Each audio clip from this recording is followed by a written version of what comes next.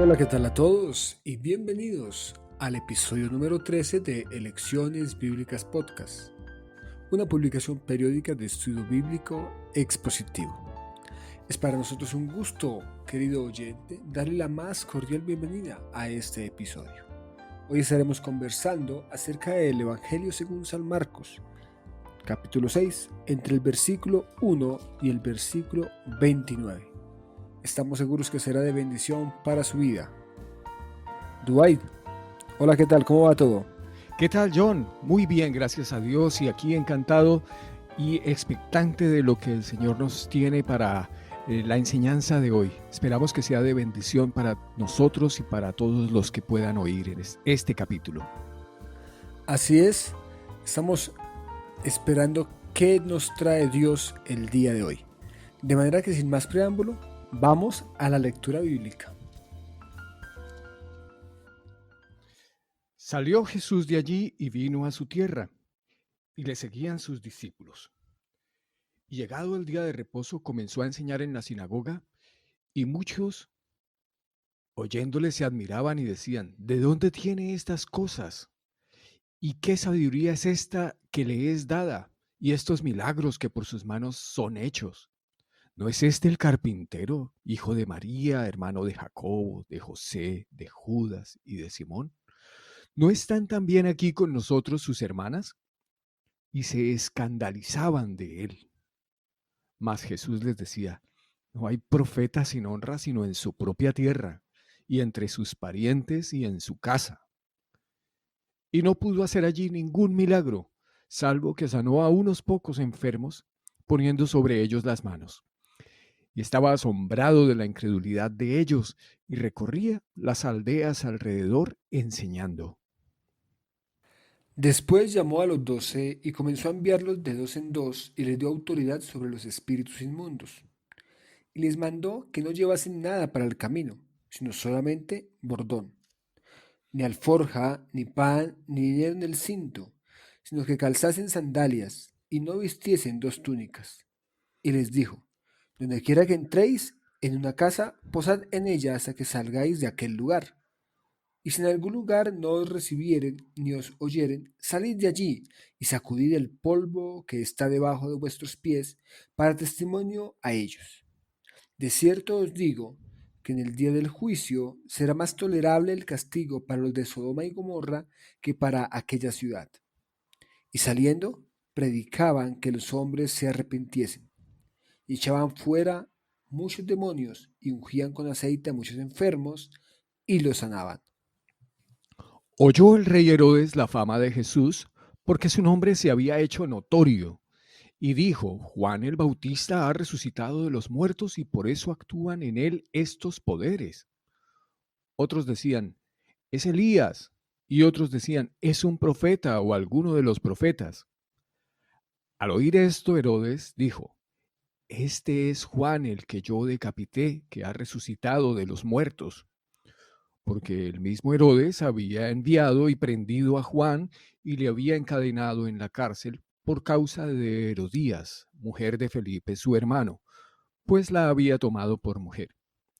Porque Juan decía a Herodes: no te es lícito tener la mujer de tu hermano. Pero Herodías le acechaba y deseaba matarle y no podía, porque Herodes temía a Juan, sabiendo que era varón justo y santo, y le guardaba a salvo, y oyéndole, y se quedaba muy perplejo, pero le escuchaba de buena gana.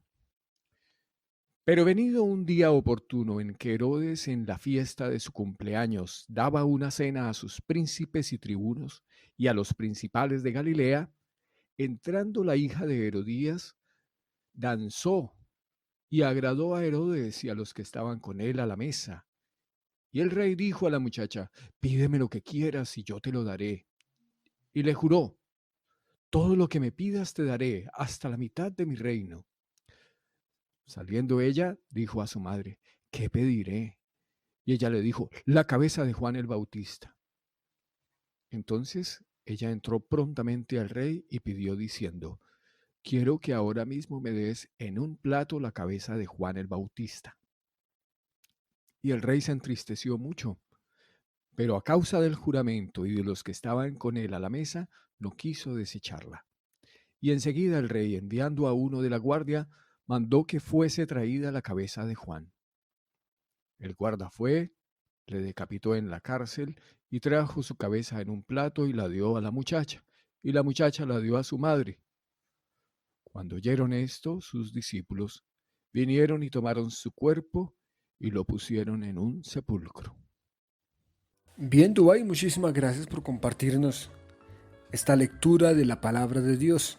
Hemos llegado ya al capítulo 6 en nuestro podcast. Mencionemos que en el capítulo anterior estuvimos hablando acerca de Jairo, su hija y la mujer que tocó el manto de Jesús, que conocemos como la mujer del flujo de sangre. Allí estuvimos hablando acerca de un pasaje lleno de acción en torno a la fe, un pasaje en torno a un hombre que confía en Jesús y una mujer que pone toda su confianza en que Jesús puede sanarle. Llegamos al capítulo 6 y aquí cambia el contexto geográfico. Jesús se dirige a Nazaret, a la región donde creció, a su tierra natal. Y contrario a lo que sucede en el capítulo 5, donde hay personas llenas de fe que se acercan a Jesús, aquí lo que reina es la incredulidad.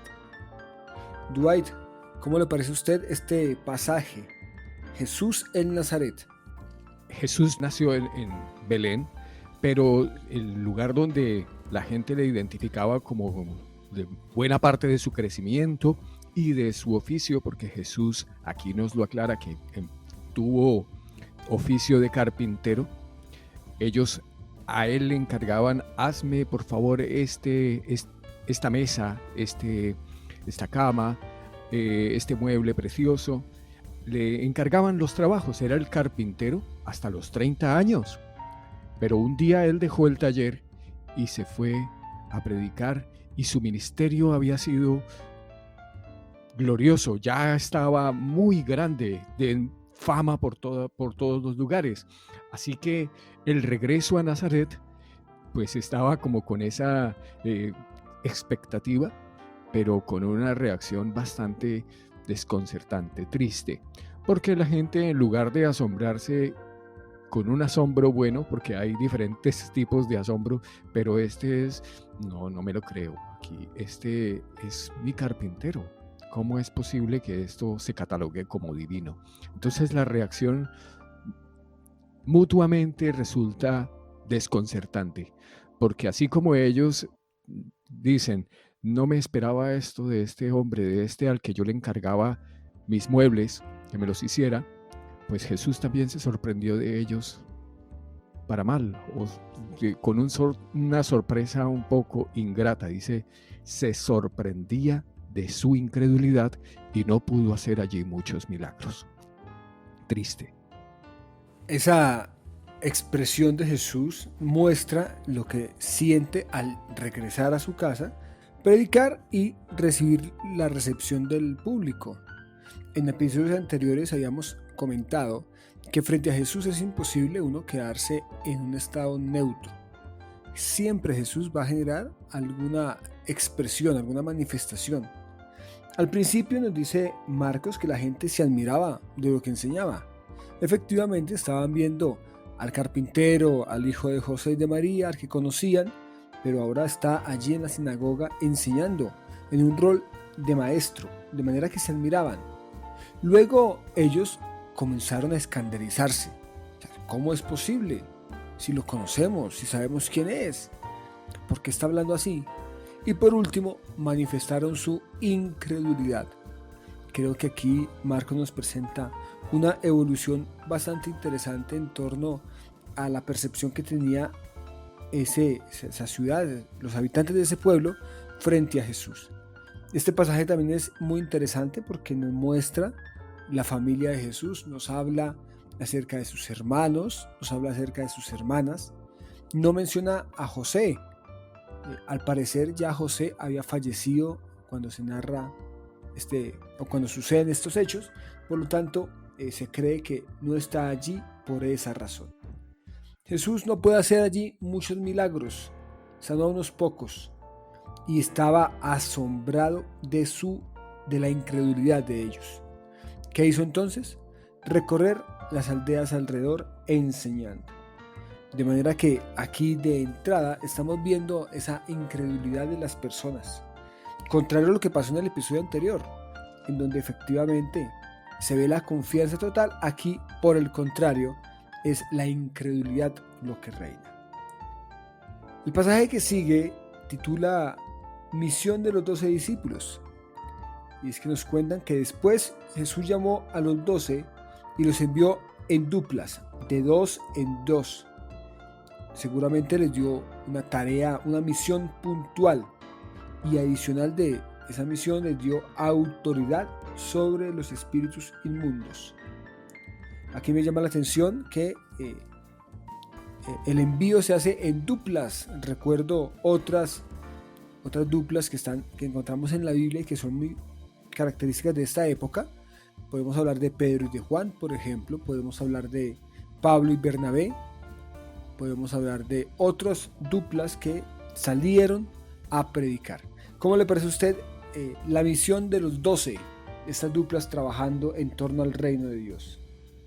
Bueno, yo veo varios aspectos, porque en el capítulo 3, hacía unos capítulos habíamos visto cómo Jesús ya había llamado a los 12, había completado su nómina, el ministerio había adquirido ciertas dimensiones, pero la institución de los 12 que ocurrió en el capítulo 3, aquí como que tiene un hito diferenciador, un episodio en donde ya se les da como una especie de graduación y una comisión para que vayan por los diferentes lugares distribuidos así de 2 en 2, como usted señala, y que además nos da como la visión de cuál fue la manera de predicar.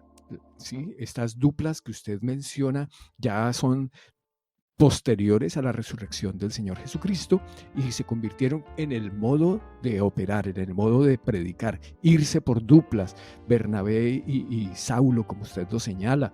Entonces, esto no es una orden, un modo puntual de operar, sino que fue la estrategia que finalmente se adoptó por los primeros cristianos, por la iglesia primitiva para su predicación, incluyendo la manera, el gesto de actuación frente al rechazo. Dice, cuando no os reciban, sacudid aún el polvo de vuestras sandalias, y en el libro de los Hechos ocurrió de esa manera. Así que esta orden es de ejecución no solo puntual, sino de ejecución continua. Y pues tenemos que decir que seguimos disfrutando de la conformación de estas duplas que Dios constituye. Por ejemplo, la dupla que usted y yo formamos en este momento para emitir estas ondas, con además mucho agrado y mucha camaradería, disfrutamos de esta oportunidad que nos da Dios para este trabajo. Coincido con esas palabras. Yo debo agradecer a Dios igualmente por la oportunidad que me da de trabajar junto a Dwight, no solo en este proyecto del podcast, sino en un proyecto anterior en el cual Elecciones estaba en formato impreso. Allí escribíamos un texto cada 8 días y bueno, los tiempos han cambiado, las circunstancias han cambiado y ahora estamos en la versión de podcast. Y agradecemos a Dios efectivamente por la oportunidad de seguir en la misión de estos 12, a ser parte de este grupo maravilloso en dupla. Usted tenía una mención en torno a las indicaciones de Jesús para el trabajo, que Jesús es puntual y les dice, lleven tal cosa, pero no lleven lo otro. ¿Qué decir frente a esa estrategia o a esa, digámoslo de otra forma mejor, qué decir frente a esa confianza puesta en el proveedor de la misión? Sí, los grandes proyectos requieren financiación y este proyecto es cuidadoso en el decir, cuidado, no queremos que vayan con recursos allí de sobra, por favor, van con lo justo. Me hace pensar en el diseño de los coches de Fórmula 1, que están diseñados casi que para, al cruzar la línea de meta, el coche bien puede llegar destrozado, pero lo que se quiere es que vaya de manera óptima, con lo justo, pero para dar todo de sí. Y aquí Jesús es muy claro con respecto a la financiación. Yo voy a proveer todos los recursos financieros de esta obra. Además, es que un reino siempre tiene su economía, y esta es la economía del reino de los cielos. Cuidado, no lleven sandalias dobles, no lleven capa doble, no lleven dinero, ni siquiera la calderilla, el dinero menudo que cabría en el bolsillo, no lo necesitan. Yo financio todo. Dios les dice esto en este momento para que vayan y prediquen y vayan con toda la autoridad. Insiste que van a tener poder aún sobre los demonios para ir y proclamar esta buena noticia, porque eso también es muy importante. ¿Cuál es el contenido de lo que están diciendo? Porque está hecho de palabras y de demostración del poder de Dios.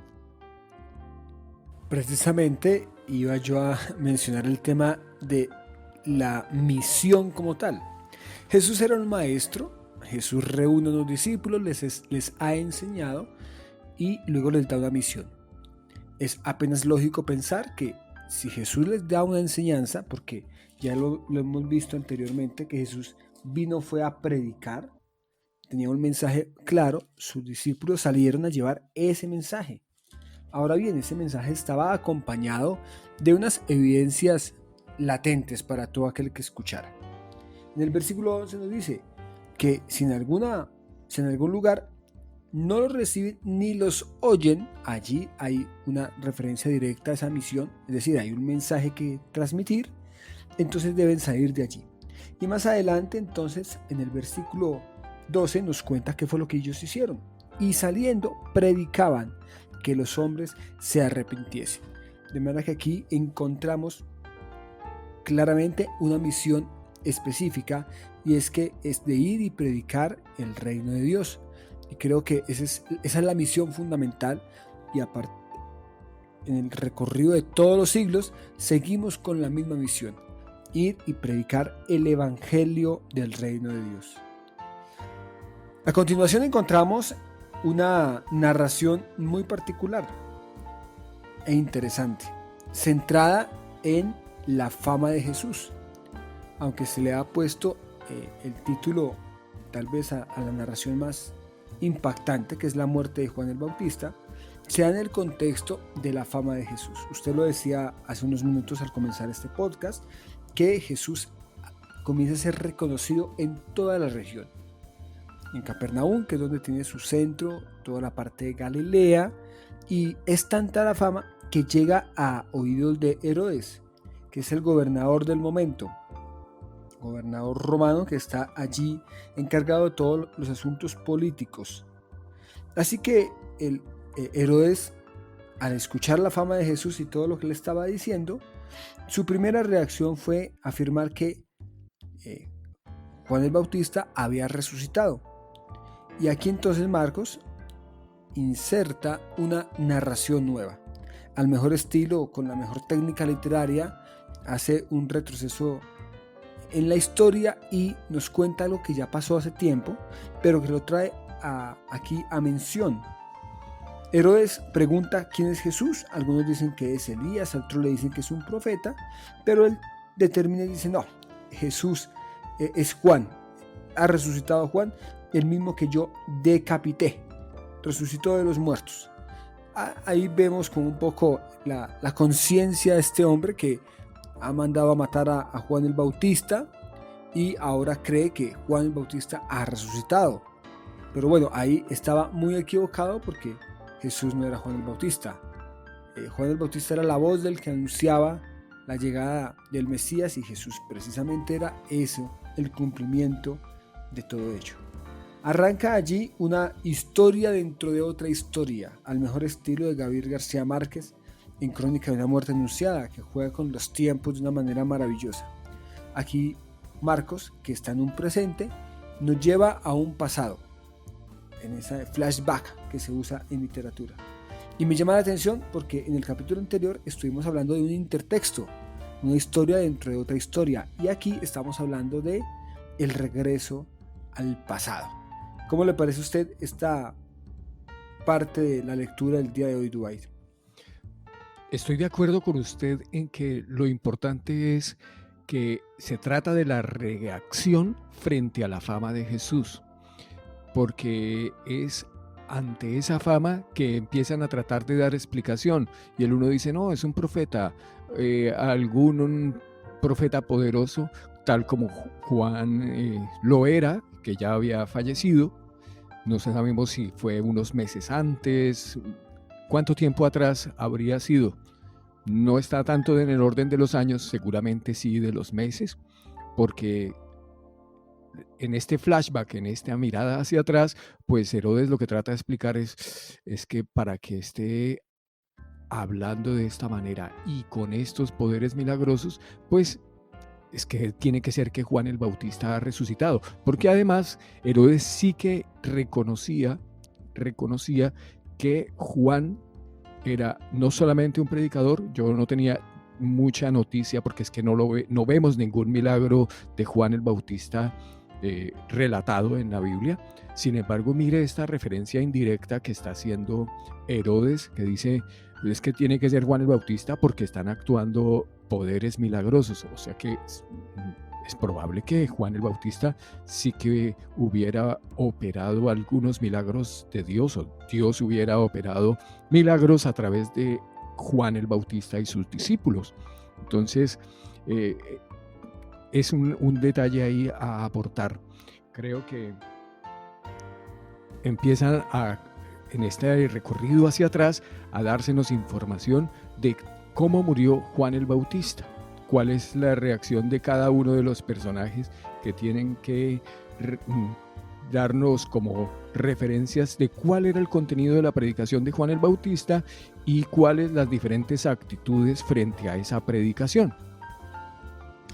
La historia que nos presenta Marcos sobre Juan, en el contexto ya mencionado, es una historia absolutamente rica con estilos literarios típicos de una película de acción o de una historia dramática con un final terrible.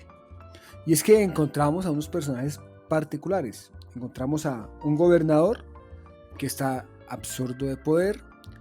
Encontramos a un Juan el Bautista que tiene un rol de profeta, que va y le dice allí en su cara, usted está haciendo lo que no debe hacer, porque usted se ha casado con la esposa de su hermano. Eso está mal. Encontramos a una mujer malvada que no quiere para nada a Juan el Bautista. Esta mujer se llama Herodías, que es la que trama todo. Y encontramos a una adolescente que va de aquí para allá de acuerdo a las indicaciones de su madre. Entonces, la historia que nos comenta Marcos se da en el contexto de una fiesta.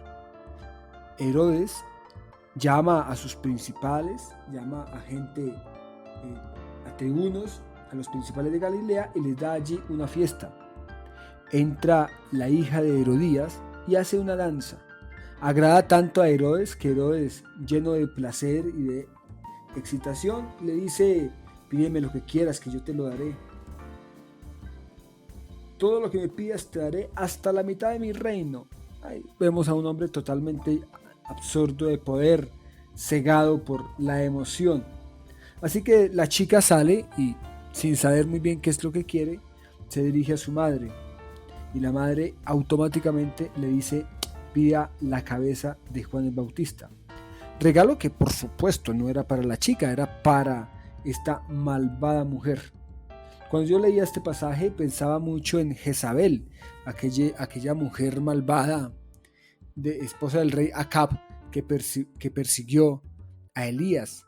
Y este pasaje me traía a la memoria esas historias de reyes en medio de fiestas, de reyes prometiendo regalos y de mujeres malvadas que se salen con la suya al final de cuentas, porque la chica regresa, pide su regalo y Herodes, frente a la palabra dada y frente a los que estaban allí, pues tiene que acceder y manda a un guardia a que le traiga la cabeza de Juan.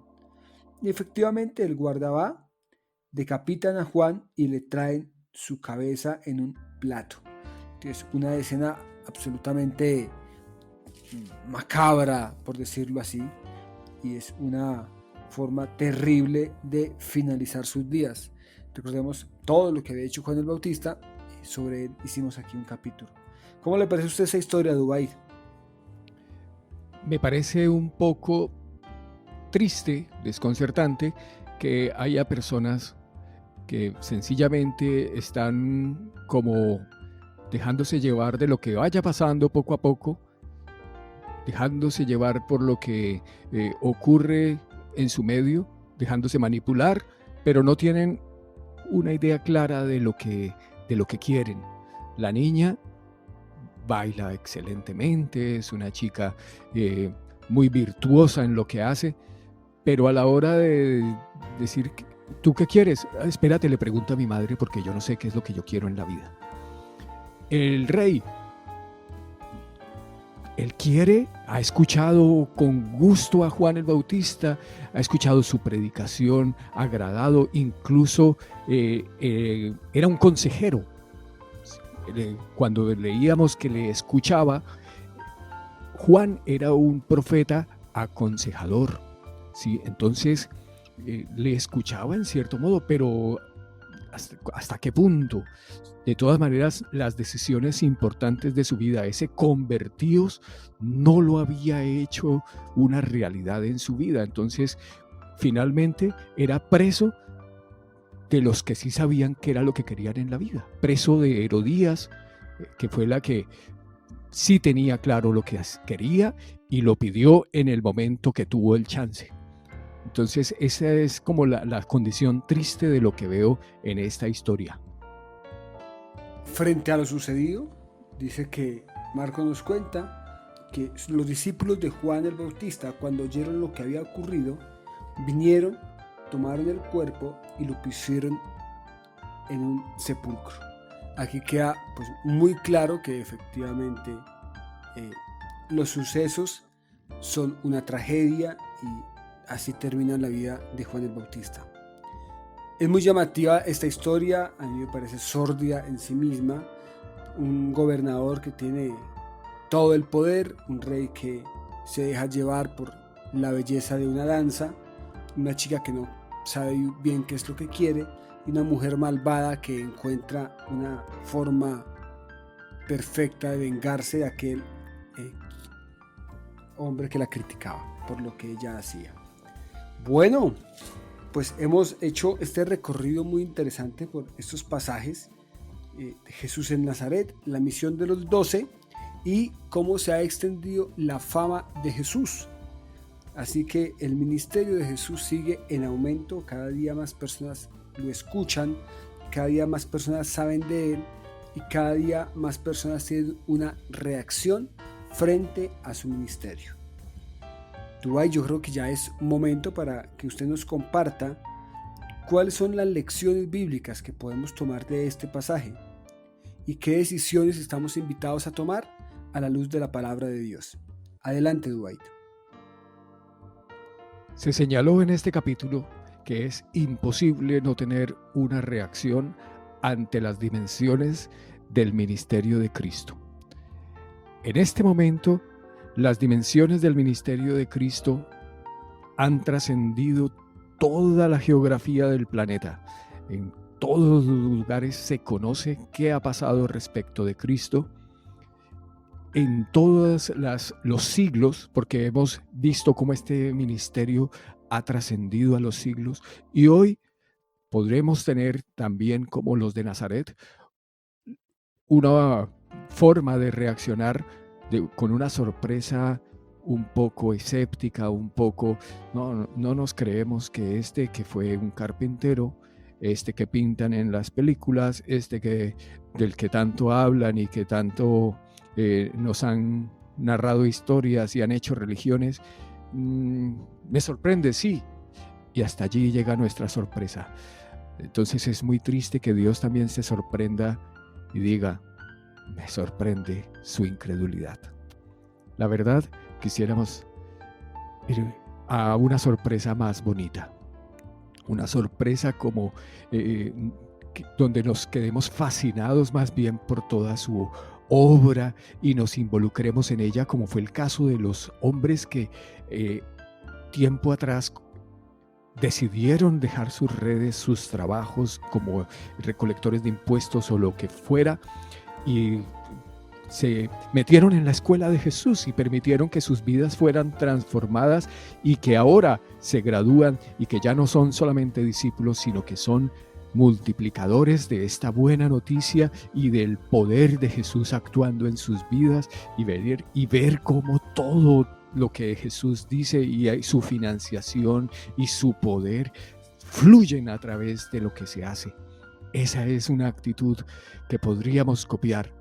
Es una elección posible para no quedar pillados como le ocurrió, sorprendidos como le ocurrió a estos de la última parte de la historia, en la que los malvados son los únicos que saben qué es lo que quieren hacer con su vida y aprovechan las oportunidades que los que están desapercibidos, que están desprevenidos, solamente van allí como que a lo que los demás quieren que ellos decidan y no tienen criterio propio, como la adolescente que no sabía qué quería, o el rey que tampoco sabía qué quería. Estaba a merced de lo que su manipuladora hiciese de él. Entonces, podemos tomar nuestra decisión y seguir a Cristo dejándonos maravillar, no con una incredulidad y una sorpresa desagradable, decir, uy, ¿cómo puede hacer estas cosas? No, sorprendámonos de manera exquisita respecto de Jesús y dejemos que su poder fluya a través de nosotros, y vámonos en duplas a proclamar esta noticia. Así es, Dubái, muchísimas gracias. Mientras que usted mencionaba la lección y la elección, yo pensaba en un eje articulador de los tres pasajes y encontraba, si usted me lo permite, el escuchar un mensaje y las distintas reacciones. Lo de Nazaret, incredulidad por completo. La misión de los 12, ir y llevar ese mensaje. Hay gente que va a escuchar, hay otros que no van a escuchar. Y el caso de Herodes, que escuchó el mensaje y no hizo absolutamente nada al respecto con él. Hay mucha gente que escucha a Jesús y que sabe de Jesús y que, como usted lo mencionaba, se asombran por las palabras de Jesús. Otros se sienten acusados por las palabras de Jesús, pero no pasa absolutamente nada. Qué bueno que podamos tomar entonces esa elección a la cual usted nos invita, y es a tener recepción de la palabra de Dios. Bien, hemos llegado entonces al final de este episodio, ya el episodio número 13, y estamos muy contentos y agradecidos con Dios por esta oportunidad. Querido oyente que nos estaba escuchando, le agradecemos por acompañarnos en esta conversación. Recuerde que usted también puede participar de ella ingresando a la página www.e-centro-leccionesbiblicas.co. Allí puede dejar sus comentarios a este capítulo y también puede escuchar los capítulos anteriores. Recuerde que publicamos un nuevo podcast todos los viernes en las horas de la mañana. Dwight, ¿algo más para decir en el episodio de hoy? Agradezco que hayan estado con nosotros. Agradecemos nosotros también haber podido participar de este proyecto, de este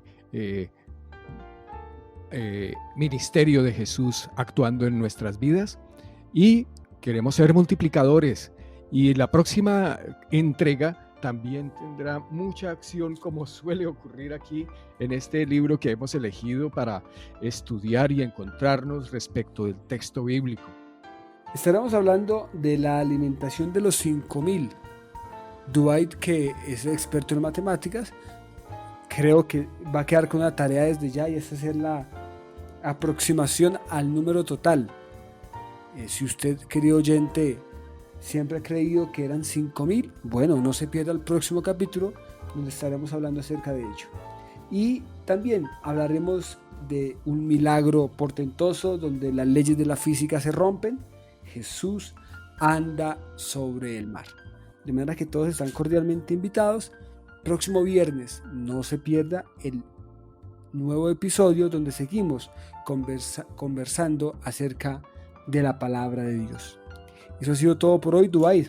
Muy bien, y como usted lo señala, la próxima vez un desafío a las matemáticas y un desafío a las leyes de la física. Así es. Bueno, así que quedamos expectantes esperando ese nuevo episodio.